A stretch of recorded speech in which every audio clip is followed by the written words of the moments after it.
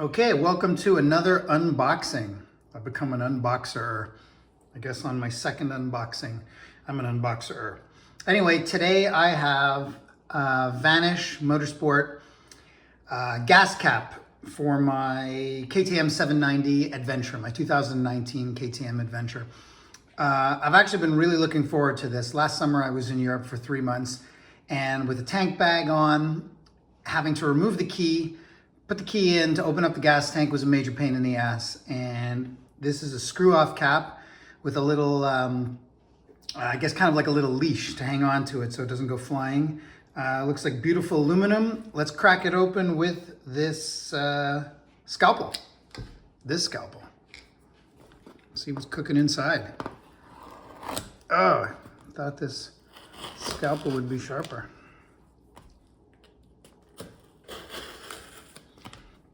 He just uses some very good tape.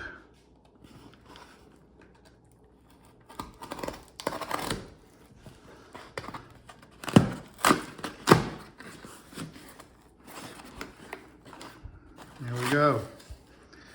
Beautiful. Safely put this away.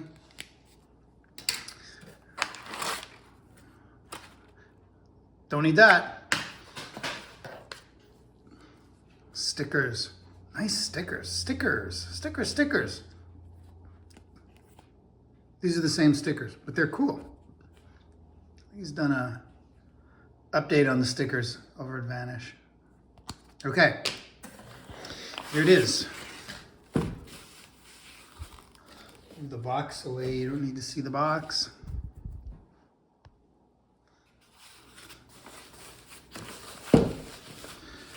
Well packed in the bubble wrap. All right, here it is. It's like it's got all the tools, well, not the tools, all the screws and bolts and the gaskets. Feels like a nice piece of aluminum. That's it. I'm not gonna open it up yet because I'm gonna put it on the bike when the bike gets back from getting its service, which should be this week. And like many people with their KTMs, it looks like I've got some cam issues to address. Anyway, there it is, Vanasche Motorsports. Well, I took it out of the bag and just wanted to try it.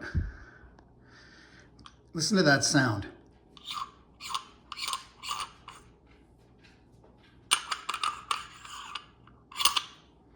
It feels so solid. I'm stoked to put this on the bike. It's gonna be great. Hey there. So I just did the unboxing of the keyless fuel filler cap from Vanasche, and now I'm gonna do the install video. Hopefully I won't mess it up. It's obviously pretty similar to his video, but it's me doing it, so that's exciting. For this install, you're gonna need a 3mm Allen key, like that, and a T25 Torx, like that. And that should be all you need for tools. You'll need some waterproof grease for the O-ring, and that should probably take care of everything you need. Let's do it. Okay, so here we go. I'm going to start removing this, the old one. So with the key, that. Put that in there. Put a little rag in here. It's a little bit big, but in case I lose anything, I don't want any screws to go falling in. Anyway, here we go. Now a few of these are not actually holding anything down. I think they're just to look pretty. So that's one.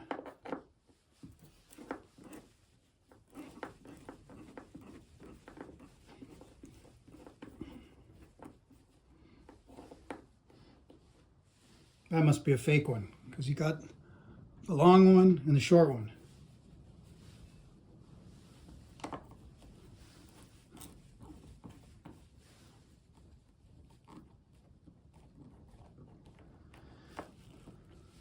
Little guy.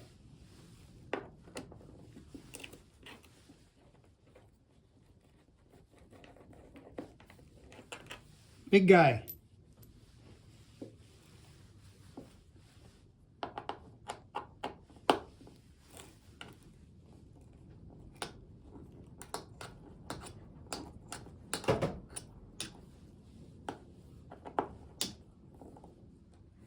Little guy.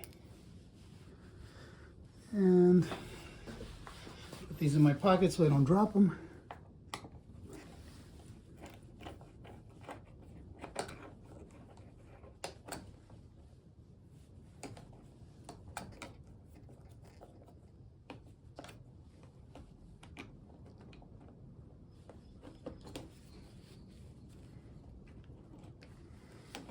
All right, well, with that, pull it right out. All right, so I was able to just super easily remove this, pops that out, but I'm gonna need this sort of spacer element. So it just pops right off. There you go. Now I'm gonna use this and I'm gonna put it on the Vanasche thing, which is pretty simple and straightforward. Just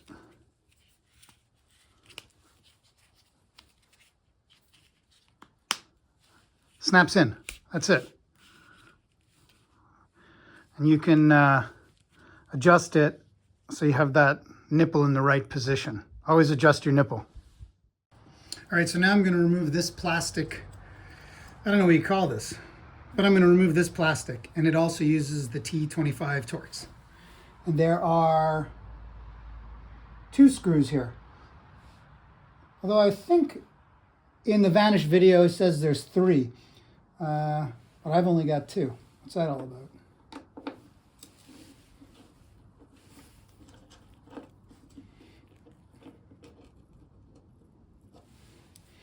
That's one. I definitely want to be careful not to drop it into the tank.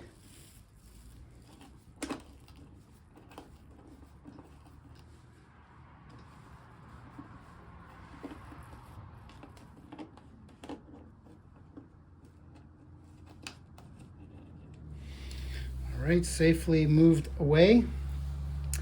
Now what I'm going to do is there's a drain tube and a vent tube.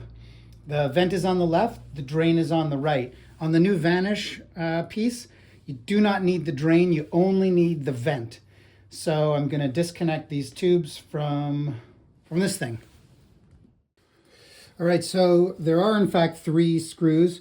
This Torx 25, there were 3 sort of button head ones and 1 flat one, as he mentioned, but the flat one was so dirty and gunked up, I didn't even see it properly. It looked like it was glued in.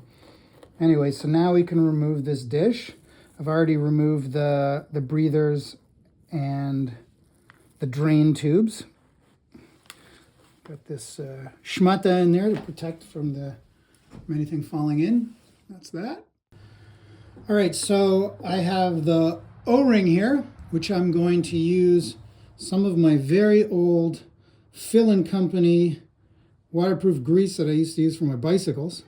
So I guess once 2 wheels, always 2 wheels. Grease up the O-ring. Keep the dirt and shit from getting piled in. And that just slips right into here.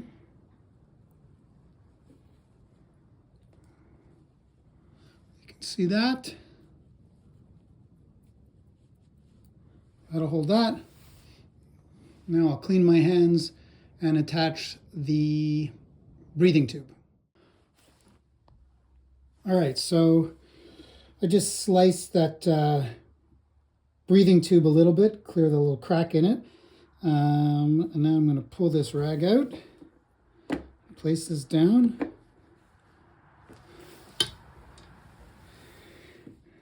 Anyway, I'll start with the screws.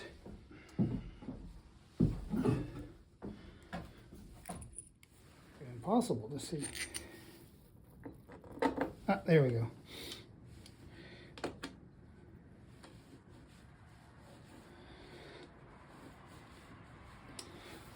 So just to be clear, you have 1, 2, 3, 4, 5, 6 screws, but you only need 5 washers. I don't know if you can see how well you can see that. There's a washer on that. So you need washers on all of them, except the one you're going to connect the lanyard to. That one does not need a washer. And I'm a righty, which means I open the cap with my right hand. And so that way I want the cap to go to the left. So I'm going to put the lanyard up here on the left on this screw. So this one is not going to use a washer.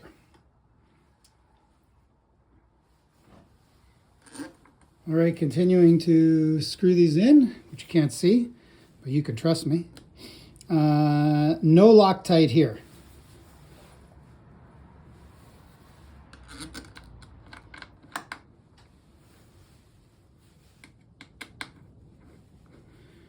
Everything is lined up perfectly. I'm just kind of making them gently hand tight here. So this one, because the lanyard's going to it, has no washer. So I just pop it through there.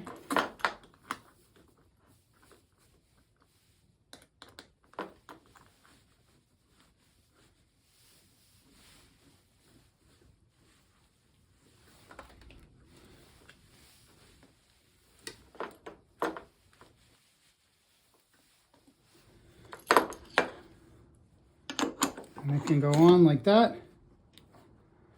It can go up like that.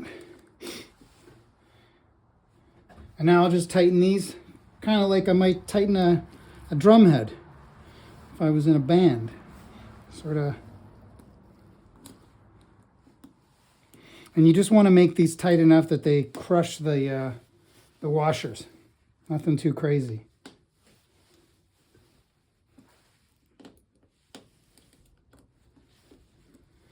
All right, and so for the top one, it's designed that it cannot screw in and crush the lanyard, so the lanyard can still move. So that's it. Installation complete. That was pretty easy.